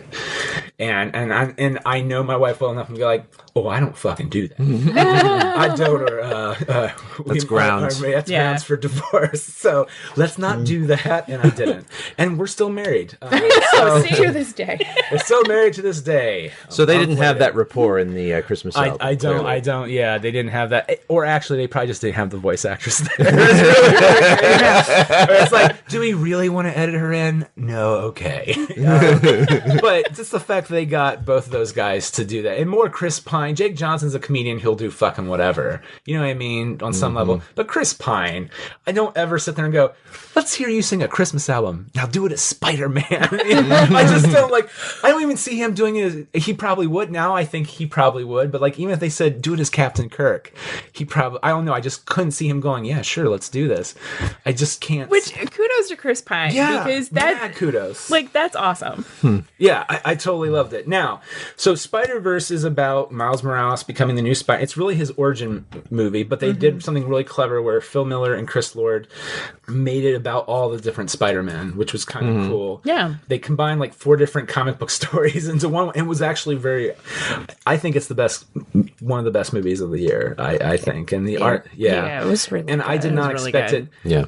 I'm a huge Spider-Man fan. Like, I have the story that it was based after Into the Spider-Verse by Dan Slott. And I'm just like, okay, first off, that came out last year. We don't need that story yet. And then, like, I was like, it's like, oh, they're going to put other Spider-Man. Like, that's just so cliche. It's like Generations. Do we need the next generation cast with Captain Kirk? We really don't. And I was like, so it's like a passing of the baton. I don't need that. Not really. Like, the thing I like, if you read the comic books, is Miles Morales got the baton passed to him like 100 issues in from Peter Parker when he got cloned or something. You know, like, you know what I mean? Like, he was very firmly established as the new Spider-Man. Yeah. So my first thought was, this movie's going to be horrible. And so I was just so very happy and surprised. It was just not that. Yeah, honestly, the first trailer, I was like, this doesn't look good. It doesn't. But then the second trailer was better. And then I started hearing everyone's like, oh no, this is really good. I'm glad I never had any of this background at all. Yeah, it's interesting. Like, in terms of the comic book, or just even the comic book? I mean, I knew the basic story of Miles Morales becoming Spider-Man, but I didn't have all of the, other stuff. Yeah, matter of fact, I just stopped reading Spider-Man because it's expensive to read comic books, to buy an issue per month, and Spider-Man comes out like 2 or 3 times a month, so you're buying a lot of books. Yeah. That's how they get you. Oh, no, it is, but it's one of the few books that Marvel does. It's like 2 or 3 a month. It's the only title that they do that. So you're buying a lot, and if you don't, anyway, Slott left the book. Like he had like, was it almost 200, 300 issues, of the last 15 years or so. And then he moved on to another thing. And Bendis moved over to Superman. So Bendis is no longer Miles. And so my one friend told me, oh, Ultimate Spider-Man's amazing. And I was like, oh, it's just a movie tie-in to me because it started when the Raimi Spider-Man started. And I thought, oh, that's bullshit. I don't really want to see a movie tie-in. And it's like, no, it's really good. God damn it. And so then when Miles Morales kept going, my first thought was, oh, I want to see Miles Morales as Spider-Man. They're just, And then I was like, God damn it, it's really good. And so at that point I realized, like, if Bendis or Slott do move on to anything else, I will gladly follow them. And I am. I am now reading Superman, which I never thought I would. And that's actually mildly good. I like that they had them on speed dial in the movie. Yeah, they had Bendis, they had Kirby. They didn't have Lee, I didn't think, but they had Pacelli, who is the artist of the first artist of Miles Morales, Sarah Pacelli, which was really cool. And supposedly she's a voice in the movie somewhere too, which I don't know. But and can we also talk about that Stan Lee cameo as the best Stan Lee cameo possibly? It's no, this is a sad. happy sad. It's a happy sad. Okay, sorry, I didn't know it was like a no questionable because I saw your face and I was like, she looks like she's happy sad, and then Like sweet and sour, a little sweet and a little sour. It's me in a nutshell. Yes. Well, I would contend that this movie is, I mean, it is not only standalone fantastic, I think it's a contender for the best Spider-Man movie, period. I will agree with that. Yeah. I agree with that. And because it takes everything you love about Spider-Man and things that you may not know about Spider-Man. Like, some people might not know of Spider-Man 2099. And some people might not know that they needed Spider-Man more in their life, voiced by Nicolas Cage, and then pretty much started crying in the theater laughing so hard. I watched the new DuckTales, and the girl who plays, she's a girl, it's the new character. She's the nephew or niece of, it's the niece, it's not a nephew because she's a girl. The niece of Magica De Spell. She's the voice of Penny Parker. She's like, oh, konnichiwa, whatever. And I was just like, oh my God, are you serious? This is so cool. Like, I was just like the voice chaser in me was like, that's awesome. I don't know her name, but I know who that is. Nice. And then John Mulaney as Spider-Ham, a character I never thought I wanted to see more of. Right? And then I was like, yes, I love it. Yeah. So continue. Yep. This is how I gauge movies sometimes, is what my wife's response is. It was like, because I started hearing more good reviews, and I was just like, oh, I'm getting kind of excited for this movie, and I don't want to because, And then what ended up happening, and she's like, oh, what's the trailer? I don't know if I want to see it. And the trailer, the big thing about the trailer was, I'm Spider-Ham, the water on my hand is, I just washed my hands in the bathroom. And she's like, I don't think I'm going to enjoy this movie. And she ended up, she's like, it was really good. And I was just like, oh, thank God. Yeah, the whole movie was just so good. And now, who here had problems with their eyes adjusting to the film? Because it was a little... Well, here's the thing. Did you guys see it in 3D? No. I didn't either. No, I get queasy and motion sick when I see 3D movies, so I don't. Well, there's a lot of people... Every once in a while, a movie comes out that comes out in 3D. They're like, you should see this in 3D. And I haven't heard it in a while, and except for this one. I already saw it, though, but they said everything just pops more. Because it's so hard to see otherwise, right? It's so, muted out. Well, I will say too, it took me a bit to pay attention to what was going on, just because my eyes wasn't used to how the art style was. And I knew that going in, but even when you watch it at home, it looks like they tamed it down a bit. So it looks like a comic book, but sometimes it looks like there's a duplicate image overlaying it a little bit. It almost looks like pre-3D without being 3D. So when Miles is just walking to school, I had a hard time, my eyes were kind of overloaded first. It took me a while to get used to it, and actually I thought my eyes were fine, and then I realized directorially it stopped doing that when Spider-Man got killed, because the weird thing happened where all the Spider-Men started appearing in, where the pulse went out through the city. And ever since then, until he starts becoming Miles starts becoming more Spider-Man-ish, then it starts going more into the more crazy style that it started off with, which I thought was interesting, but I really had a hard time with it for a while. But I will say I would not trade that for anything. I thought that style was really unique to the movie, and I don't know if you guys heard, Sony is thinking about copyrighting that, so no one can ever do it, and I think they won the trademark copyright thing on that. Yeah. Which, I mean, damn. But so like a normal animated movie, I think they said takes like one scene of like 30 seconds could take up to like maybe 2 to 3 weeks. For Spider-Man, it took like I think a month. Wow. Just because, or a month of people working on it because they have to do all the different stuff in the scene to make it pop more, which I thought was really cool. But before Jessica left, the Stan Lee cameo is what I mean, that was amazing. Did you guys see Wreck-It Ralph 2? No. I don't know who I was telling this to, but Stan Lee died like a few days before Wreck-It Ralph 2 came out, and he has a cameo in the movie. And so everyone was like, Stan Leo! It was just a bummer. And so then this one, we're watching Spiderverse, and then he has the whole point of Spider-Man, which is anyone can be behind the mask. Yeah. Go ahead, take the mask, kid. You need it. Everyone can be Spider-Man. And you're just like... Because we don't accept refunds. and that's the joke. Yes. Yeah. But the whole point was just like Stan Lee is no longer here. But yeah, because he was Spider-Man, and I would say I think he more than some of the other characters, he was Spider-Man. Like his wife was named Gwen, or I think it was Gwen.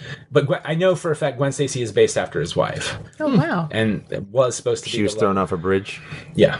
Too soon? Sorry. No, it's okay. I didn't... So that's the one thing they didn't talk about really in this movie, I will say, is that none of the Peters really looked at her and were just like, Gwen Stacy. You know what I mean? Because Gwen Stacy's kind of a major marker in all the Spider-Man's life. Major marker for Peter Parker? Peter Parker, well, so this is weird, nerd moment. In the Into the Spider-Verse books, Gwen Stacy, Spider-Gwen is kind of throwing off all Spider-Man War, all the different Spider-Men, except for Spider-Ham, just because, and not Miles, because Gwen Stacy's still alive in that universe as a clone. So everyone else is kind of freaked out by her because it's like, you're alive? Like, you're Jesus, you got thrown off a bridge and you died. Like, it's a huge, horrible moment in all our lives. And it's just, and of course, that's the joke is like, even in 1920s New York, it was a bag. Yeah, she got thrown off a bridge. Yeah, it happened here too. Like it's a moment they can all kind of relate to and whatever. And so they didn't really go over this at all. And I know it's not really done a lot in the movies. It's only done in that shitty Amazing Spider-Man 2 movie. So I don't know. Also, so many Spider-Man, so little point.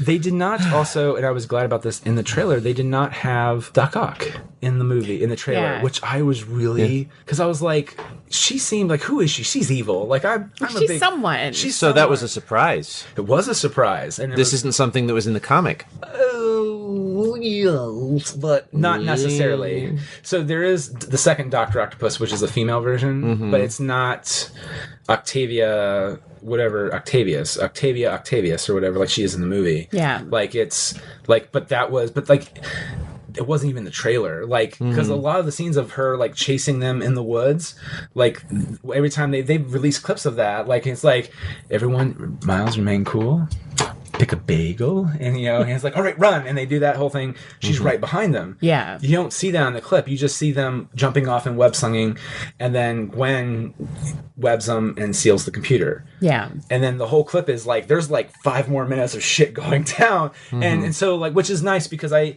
complaint I have is I feel movies today do not have, like, they spoil shit in the trailer. Yeah. Like, look, you can mislead me, and I'm fine with that. But if you ruin a surprise in the movie, like, there were legitimate surprises in this movie that I just had no idea, and it made it a thrill to watch, because you're like, I don't know where this movie's going at this point. Like, are they going to win and save the day? Yes, but like, to what extent? But what path are they going to take? Yeah, which path are they going to take? Is it going to be Miles, or is it going to be Miles and Peter? Is it going to be all of them? Like, can they, I mean, I guess they can kill the robot, and they kind of do. You know what I mean? Like, how is this going to play out? Because they did technically kill Spider-Man. Yeah. Which is kind of important. So you're just like, well, what else are they going to do? And they also killed off Mr. Fisk's family in the main universe. Yeah. So they're not shy of talking about death. Right. So it's like, and again, it's a comic book movie. You are suspending my disbelief long enough that it could happen.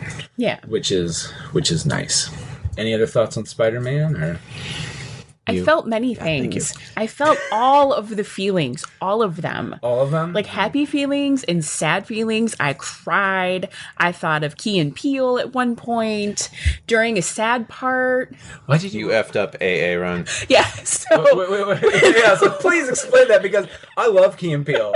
And there's a part of me goes, did I feel that way too? But then I'm like, no, wait, I don't know. No, because my head's a messed up place. So when Uncle Aaron dies, oh yeah, and like that was just like, whoa, didn't see that coming. Like, whoa. So many feelings. But then I was like sad because it's his uncle and he's really sad, and I was crying, but at the same time, like, his name's Aaron. Oh, you done messed up, Aaron.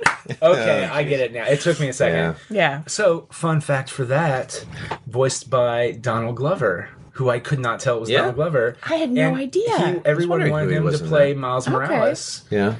And he did the voice of Miles Morales in the Disney Marvel Spider-Man cartoon. But if people, I don't know if you guys remember, there was a huge social media thing where it's like, Donald Glover should be Spider-Man. Yeah. Like Miles Morales Spider-Man, and everyone was like, yeah. So, and apparently there's a clip of that in the movie, of the shot from Community where he wakes up in the Spider-Man jammies. Nice. Like live action, like they didn't animate it. It's just in one of the shots. Yeah. Nice. Right? You remember that? Do you guys remember the show Clone High? No.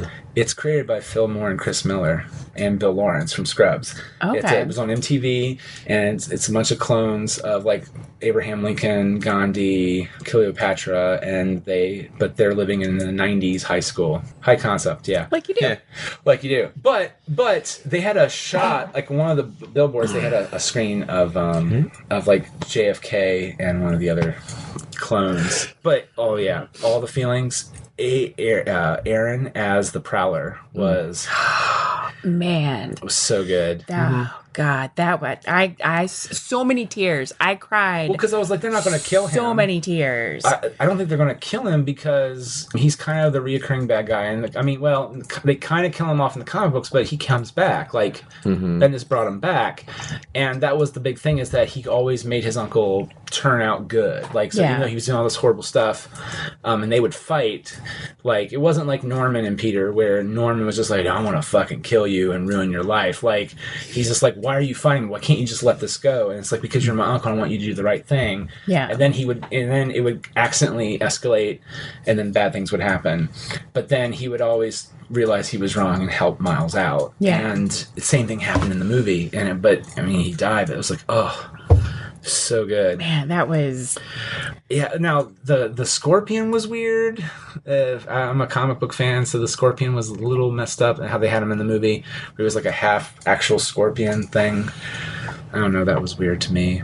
But again, not like a deal breaker. I didn't sit there and go, oh, that's not fair. I mean, but what other feels did you have in that movie? All of them. What kind? I mean, yes, all of them. Was there jealousy? Because that's a feel.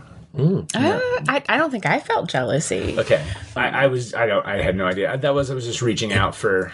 Like, I thought I liked the relationships in that, like between Miles and his dad, and like the push and pull there, and you know, and then his uncle, and then like the dad and the uncle, and then just like I thought the family relationships are really well done. Aunt May was a badass, and I liked that Lily Tomlin so much. You know, there is. I saw a thing. I don't know what it was, but it might have been. Who was it? Someone on Twitter said something about, I always wondered, why is it that they always depict Aunt May like she's 90? Most people's aunts aren't that old. It's because of how the original comic book was. The original comic book, she was really, really old. It was actually Bendis and Ultimate Spider-Man that made her, like, a woman in her, like, early to mid-40s. Yeah. Who was just like, you know what? My hair's gone gray. I don't give a shit about that. So my hair's gray and I'm cool with it. And that's how she was. Yeah. And then Ben died. As a matter of fact, they also kind of said too that her and Ben may or may not have been kind of hippie-ish. So like he was rocking like a ponytail and stuff when he got killed. But again, that doesn't matter. Like she's still the same character. It's actually very close to, well, maybe not as close as to Marisa Tomei's, Aunt May, where she's kind of like hot Italian Hi, Aunt Aunt May. May. Like, yeah, hello, Aunt May. Hello, May. Yeah, but yeah, it's interesting because everyone has her as the frail old woman. Yeah. And that's what they went with on Raimi's Spider-Man too. Yeah, and I like that not only was she was like fully informed, like she knew exactly, all about Spider-Man. Like, Oh yeah. she knew all of that stuff, and she was badass. She could take care of herself. She did. could hold her own. Which was actually a nice thing they did do with Bendis is that when and she didn't really know about him until he died, till Peter died. Yeah. And then she became, she was always kind of badass because villains would just show up like they always do. And, and she would get kidnapped or something, and she took care of herself. But I think they took a page from that because when Miles became Spider-Man, it's kind of like in the movie, she's like, I think you need these. Take some web shooters. Yeah, you probably need those if you're really going to be Spider-Man, and I think Peter would like you to have it. Same kind of thing, and kind of tough, hard as nails girl. The only difference is she had a support system of Mary Jane and the Gwen Stacy clone, and then Peter was friends with Bobby, the Iceman from X-Men. Yeah. And so they were all living together, and so in an apartment. So it was like Aunt May saw a support system, but she was bad enough just on her own. She didn't need anybody. You'll have to forgive me. I haven't actually read any Marvel comics since 1996. No, you're perfectly fine. No, you're perfectly fine. Like I like right now I switched over to Slott's Fantastic Four, which is really good because when I would read his Spider-Man, the Fantastic Four would show up. You could tell he had a lot of fun writing them, and it just felt like what you want from the Fantastic Four. Like all the quips are there. They had some little family fighting, but you could tell they loved each other. And the way that they wrote Spider-Man being a part of that family was really important too. And I loved how he did that. So I jumped over to that one. And it's really good. But I don't know. Like, I will say the Ultimate Spider-Man line, if you do read a Marvel book, is pretty... It kind of smells like a 90s comic book, though, in terms of, like, what's hip and cool. Like, Bendis is very dialogue heavy, in my opinion. So, like, the origin of Spider-Man takes about 6 issues. Because there's a lot of kids talking about their feelings and stuff like that. So it's there. So by the time shit starts going down, like you really care about Peter and like he makes the move that he tells Mary Jane by like issue 6, 7, or 8 that he's Spider-Man, and it's a great issue. And then the next whole issue is just them talking about how they've always liked each other and him, what does it feel like? And he just talks it's just him talking for the most of the issue. And you're just like, never thought I would want an issue of just that. but that's what I'm saying. It always depends on the writer. And when it's done well. And when it's done well, yeah. And I do feel like, now Slott is a little bit more of I have 20 pages to tell a story. I'm willing to have a bunch of shit blow up. And it's a typical Marvel comic book. But I will say Bendis' stuff is actually, for the most part, pretty... Not to say he can't do that either. It's really enjoyable. So if you do, Ultimate Spider-Man is the way to go. But yeah, well, you as a comic writer though, what did you think of Spider-Verse? I mean, you liked it, but like, what was your favorite stuff in the movie? That's one of the things that I would say about it being one of the best Spider-Man movies in my mind is that I think it had more deeper character development than any of the ones that I've seen to this point. Yeah. I mean, they went deep. They did. I think. And I can say that not just... I would say that like motivations, it's weird to see a cartoon movie that's more complex than a live action movie. But I mean, I would even go so far as, with Kingpin on that one, in that they didn't just make him it resurrected elements of Vincent D'Onofrio's Kingpin. Actually, it's like for the level of messed upness in that guy's head and what he was willing to do and why. It never felt random. Right. Well, it's one of the things I really liked and when Slott's take was that he really did love his family at the end of the day. Yeah. And it's something that when Kingpin premiered, that was a priority for him when they first wrote Kingpin fighting Spider-Man in the original books, was that, look, I don't care if I get arrested, but my family is off limits. Yeah. If you fuck with my family, I will destroy you.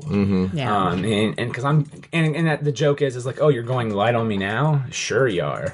And of course, and then he became a Daredevil villain, but But I mean, yeah, and here, like, some of the stuff where, yeah, he really is pining for his, like, it's one of those things where you do kind of feel bad for the villain, you know, because they're not, well, to an extent, like, you see a little bit more from their viewpoint, which is always a nice thing to see with the villain, you know what I mean? Because the villain's never the villain in their own eyes. Right. And it's not just like, I'm a bad guy, I'm going to do stuff, I'm going to kill Spider-Man and do this. Like, I have a hole in my life, and it's because my wife and child aren't here. I'm going to get them from another universe, and it's going to fill the void. And everything's going to be perfect again. And it's, you feel for them a little bit. Right. I don't think, the thing is, I don't think the point is to feel for them, because what they're doing is pretty awful and heinous. It makes them more interesting because you know why, you know? Well, it humanizes them to an extent. So, like, I don't sit there and go, I want Kingpin to win. Right. But, like, I do sit there and go, oh, that's kind of a bummer. Like, if I was in that position... He makes sense now. He makes a little bit more sense of, like, why he does the things he does. Like, not...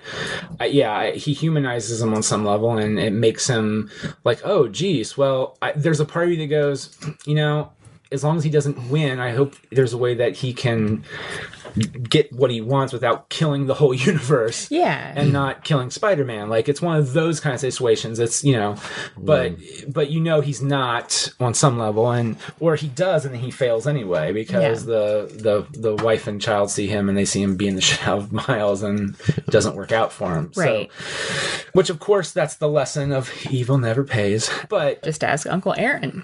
That was a good call. Okay.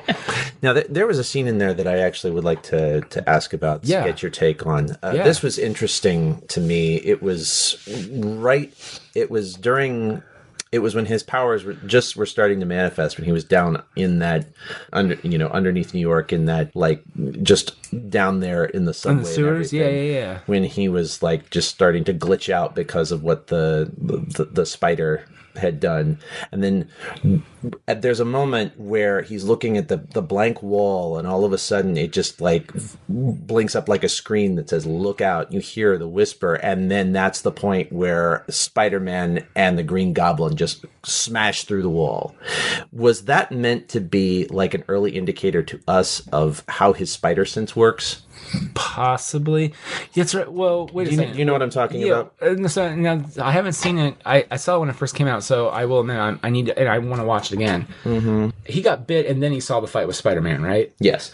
Okay, so then yes, that is exactly, because I thought, and it was done in a very comic booky way, which is very much, it had like the weird little, I don't even know what you call it, the weird little zigzag lines, and then you just hear look out and see look out. Yeah. Mm-hmm. But yes, I would say that's exactly, because Raimi's version of it was things kind of slow down like the Matrix, and he can kind of see things really fast before they happen. And again, it's because you're trying to visualize something that's not a comic book, and of course you have more room to do that. And I feel like that's maybe why they did it that way. Now, I wasn't sure if that was the effects of, like, whatever that device was that just bleeding through the walls, or if it was him, or if it was us suddenly for a moment inside his head seeing how that's starting to manifest, that spider sense. I feel that's how it's starting to manifest. Yeah. And it was very cool. Yeah. It was. Oh, yeah. And I really like, too, how they didn't really make him he wasn't Spider-Man right off the bat. Like, not in the typical ways. Like, he had to learn how to be the Spider-Man. Right, which was nice. And also, the comic book Spider-Man needed to relearn how to enjoy what he's doing. Yeah. And care. Yeah. Because, I mean, here's the thing. Peter cares about people. Well, at least, from what I took, which I really liked, is that he's just got beat up way too much by life. Mm-hmm. Like, he's still going to do Spider-Man. He's still going to save everybody. But you know what? Got a little belly, and he's just not caring as much as he used to. Because he's a sad bachelor now. Like, he's gone through the divorce, and the things with the pizza was so funny.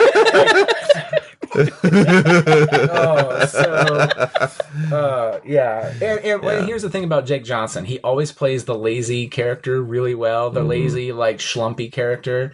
The end of the show may not be as great, but New Girl, he plays Nick Miller. And he is literally, that's technically the same. He plays that character in every movie, kind of. Yeah. I would like to be proven wrong. I've not seen another movie where he's not played a character like that, but it's kind of, they're not always there at some point, or they're kind of lazy about how they get what they want, and they learn lessons and stuff like that. And, but yeah, so I'm just like, that's why I was like, because my first thought is, we were saying earlier, I didn't think the movie looked good. I was like, Jake Johnson's not Spider-Man. I can't, like, I'm hearing the trailer, and I'm like, that doesn't sound right to me. Like, they only show me like 1 or 2 shots of him talking in the trailer, the first trailer, where he's like, this fry is your universe. See, it's soggy, whatever. Ew, I don't like it. And then this crunchy one, well-defined fry, that's my universe. And that's all you got. And I was just like, that is not Spider-Man. And then when I watched him, I was like, oh yeah, this is totally Spider-Man. like they totally won me over, and I'm totally on board. But like, that's oh yeah, I really, man. And he's from Earth 616, which that's apparently a Marvel thing. I have problems following, but on the screen where it shows all the different universes, the initials, they said E616, and that's where the Jake Johnson Spider-Man's from. So that means he's the comic book version, which is kind of cool. And then Chris Pine is the Raimi version. Oh, okay. Supposedly. All right. So yeah. What else did you think of the movie? Oh, you put me on the spot now, Becky, vamp. I don't, because now all I hear is, you done messed up, Aaron. You're done messed up, So bad. I'm sitting in the theater. I'm crying. I'm like, Uncle Aaron's dead, and he was the bad guy, but he loved me. And then in my head, I hear, you done messed up, Aaron. Like, oh my God, I'm going to hell. And then you start laughing, and then you're just like, why are you laughing? Nothing's funny is happening yet. Oh, Spider-Ham's there. It's okay. This is one of the things, actually, one of the things I liked is that, and the Spider-Man Homecoming did this too, is they actually came up with a good reason for how he got such an awesome costume. It's like, in other movies, especially in the Raimi version, it's like he just makes it.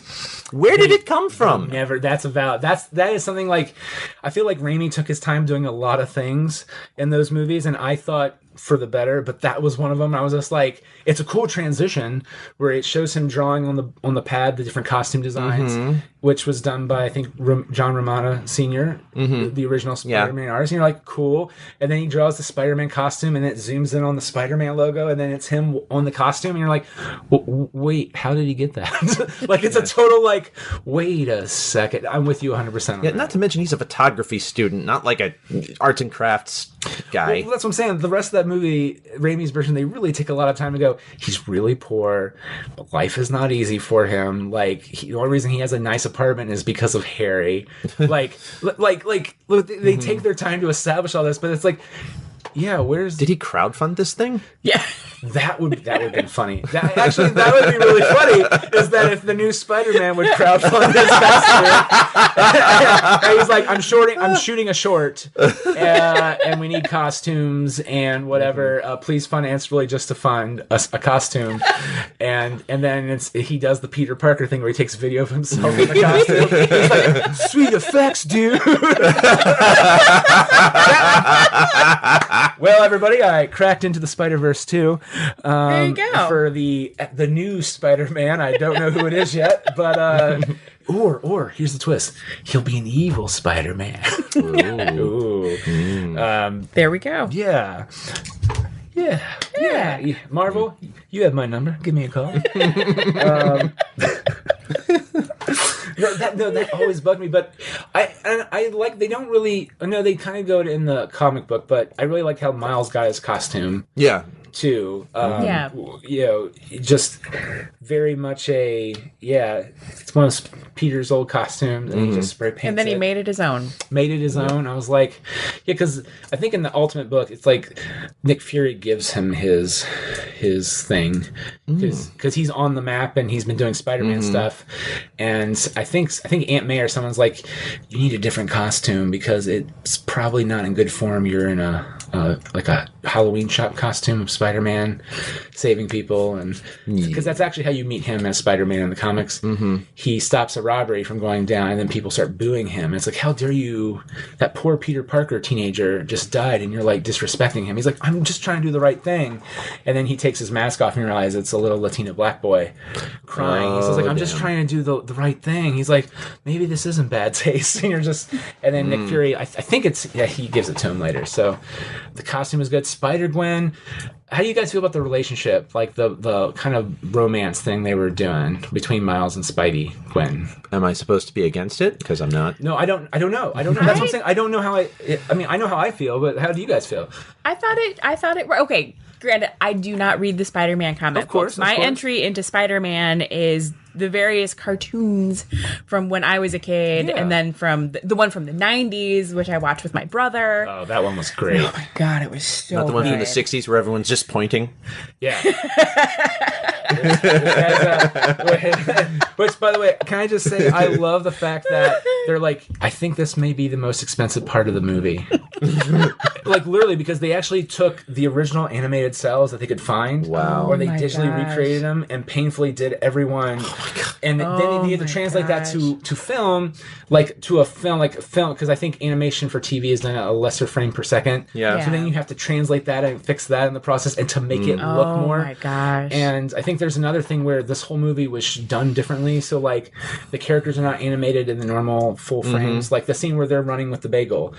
Peter is in the front of running towards the camera. He's at like 36 frames per second, while Miles is at 15 or 24. It's something very, while the rest of the film is running at a normal frame per second.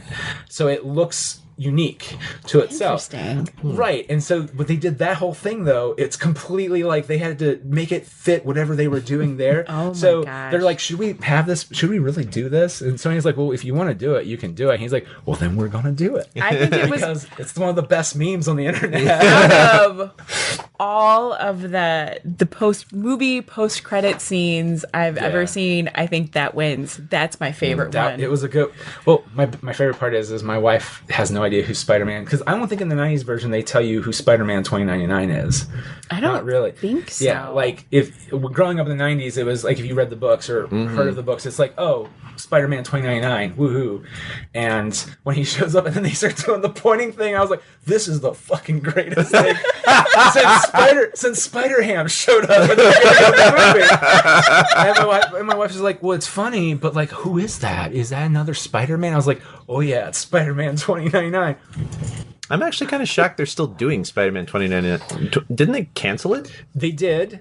And Dan Slott, being a big fan of all the different Spider-Mans, brought him back for storyline. And then, of course, people were like, we want a Spider-Man 2099 book. And so he's like, they brought Peter David in, who was the writer, creator. And they spun him off into his own series. Oh my gosh. Where he's now in current day New York. But it's, I mean, I read a few issues of it. Then it's just one of those things where it's like, I like it, but I don't want to, I'd rather read a trade paperback or something. Yeah. So I stopped buying it, but it was really good. Like it tied really nicely into what Dan Slott was doing with his, but it wasn't interfering. It was really good. But weird story is that Peter David didn't know he was in his 2099 was in the movie, and so they had a conference for the Marvel writers and artists and whatever who worked on Spider-Man through the years, and right in the back you just hear, woo, fuck yeah, and it was Peter David because 2099 showed up. He was like, yes. He was like, yes. And you know, I was just like, man, that's so cool. Good for those guys, because that's a character you don't expect to show up in a movie. I'm sure the 67 Spider-Man guy was just like, wow, our shitty Spider-Man's in this movie. If he's still alive. I don't know. I do know that in the comic book version of Into the Spider-Verse, they brought in, so there's Spider-Man 67, and then in the 80s, when we were growing up, there was Spider-Man and His Amazing Friends, which is Iceman and Firestar. Yeah. Yeah. Well, they in the comic book, Slott brought them back because he's like, I grew up on that stuff. So he threw them, like he threw every version of them. Granted, they all died horrible because they're cartoons. They can't really defend themselves like normal Spider-Man, or you know what I mean? Like, it's kind of the joke. But like, yeah, it was really cool. What did so everyone thought the romance thing was I thought it was great, but my first thought was, oh, they're gonna make them do that thing, and I was like, oh, it's kind of cute. It is, but then it couldn't last because she had to go back to the longest distance relationship possible. Yeah. That's right. And I also like, too, that, I mean, it's very obvious that they're going to do a sequel because at the end of the movie, that was a flash forward, a cut forward in time, where the portal opens above Miles in bed, and it's like, Miles, and it's Spider-Gwen, and you're just like, yay! But also, how's that happening? How's that happening? Because that also means bad things are going to happen. Right. Does anyone have any other thoughts about Spider-Man Into the Spider-Verse, or any of the fine films or products we talked about tonight? Do you remember any of the other 2099 titles? Yes, I do. Ravage 2099. Ravage, yes. X-Men 2099. Doom 2099. Oh, I love me some Doom 2099. Punisher 2099. Yeah. And then they had one or two more. Well, they had 2099 Unlimited, which is kind of like their catch-all for all the other characters they didn't have introduced. One of my favorite stories in there, which I wish they would do, is The Fall of the Hammer, because in 2099, gods disappear. Like Thor, Loki, they just disappeared. They never came back. And The Fall of the Hammer is that there's kind of this evil corporation that's, kind of taken over in the future, Alchemax or whatever. Miguel O'Hara's Spider-Man 2099 works for them, but then the guy's evil, like you do. Pretty much he becomes the new not the Green Goblin, but like the equivalent of Green Goblin to Spider-Man. Okay. Yeah, good versus, and I think that bad guy gets taken out, but the new CEO welcomes the gods back to Earth, and they will only work with Alchemax. And to the point where they start policing the world, and possibly in a little bit more of a brutal way than the other heroes would like, except for the Punisher. And because that's like he do too, is kill people. Yeah. And so then they have to find out what's going on, and it's a really good story. But I would love for them to do that if they could work that in there too. Yeah. They could work in all the 2099 things. I mean, Doom 2099 was my jam. I loved Doom 2099. Like, I remember I stopped buying Spider-Man 2099 because I would just kept reading Doom. Yeah. Like, if I had to pick one, I'd pick Doom. I don't know why. I just like the idea that Doom became a good guy in the future because the world was just so shitty. He's just like, well, technically, all the world is now as bad as Latveria was back when I was in the present day. So, fuck it, I'm going to save the world. Because, of course, to rule it... Like you do. But he has a cooler costume. Anyway, blue and silver looks really good. None of that like dark gray like in the original costume, and the green. Just like nice little blue, glowy red eyes. Anyway, so Spider-Man Into the Spider-Verse, really good. Yeah. Top notch. Really good. Bumblebee, we heard, was good. Yes. Mary Poppins, which apparently we talked about too long. No, I'm so sorry, but it was. Did I say that? Did I say that? I don't know who maybe say that. No, we talked about Mary Poppins, and then really the good. Grinch was okay. And does anyone else have anything else that they saw that they wanted to throw out there, like good or bad, or like don't watch, please watch, whatever? No, I haven't. I rewatched Infinity War. There we go. So Yes. I cried just as much the second time as when I saw it the first time. I've seen it multiple times. There is you. Yeah. The only thing I want to bring up that ties into Spider-Man is that I would have the Iron Spider costume be his costume all the time. I love it. It's a pretty cool costume. They did try that for a bit, and people are weird. People suck. They do. Well, everyone, thanks everybody for listening to this episode of The Good, the Bad, and the Geeky. Thank you to Becky, Travis, and of course Jessica, who left a little bit earlier, for doing the show. Do you guys have anything you want to... This will probably come out in a month or so. Do you have anything that you want to plug within a month or so?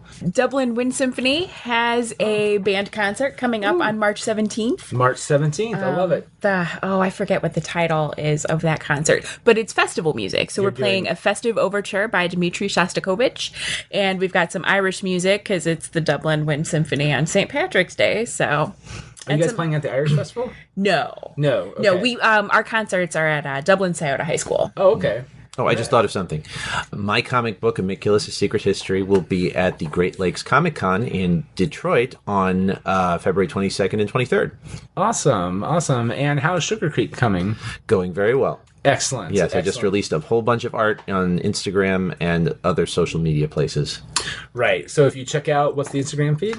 It's just my personal one. I probably should have a I probably should have a more professional one. Do you have this is me, because I follow you, so I don't know anymore. You can find it by Travis Horseman, basically. Yeah. Just look up Travis Horseman. It's not locked or anything, so you can see it, but just... Yes. Okay, that was what my key was. I don't have Instagram, so because that's why I was getting nervous. I was like, I forget, because I follow you. Was yours locked? I didn't know. Like, I think mine kind of is locked. I think I finally had to, or I need to, if I haven't, I need to unlock it so people can see it, because... I tell people, check out me on Instagram. And it's like, we can't because it's locked. I was like, just send me a friend request. Well, anyway, so Instagram, check out Amiculus, and then check out the Dublin Wind Symphony. Wind Symphony. Symphony. That's a fucking problem for me. I'm so sorry. The Dublin Wind Symphony. Yes. Normally, I just say my band. My band. Because that's easy. My band. But on here, no one knows me. So I understand. Yeah. I know you. Well, you know me, but Travis knows you. Jessica knows you. We know you. You guys know me. We know you. And also, I was to say too, if you liked what we talked about, listen to some past episodes with us. You did Infinity War with us, right? Not Infinity. Wonder Woman. Wonder Woman. Yeah. And then you did Last Jedi. You guys did both Last Jedi. Yes. And Infamously. Then I have. Yes. But also I've spoken to you in a 2-part where we talked about Amicula. So if you do read Amicula, and I will also preface this, I think I prefaced this in the intro, there's not supposed to be a spoiler. My editor at the time, it's not the amazing editor I have now, Will. There's a little bit of a spoiler, so I say there's no spoiler in it. There's a very tiny, major fucking spoiler at the end of it. And because I was listening to it after it went live, and I was like, oh. Oh, well. Oh, well.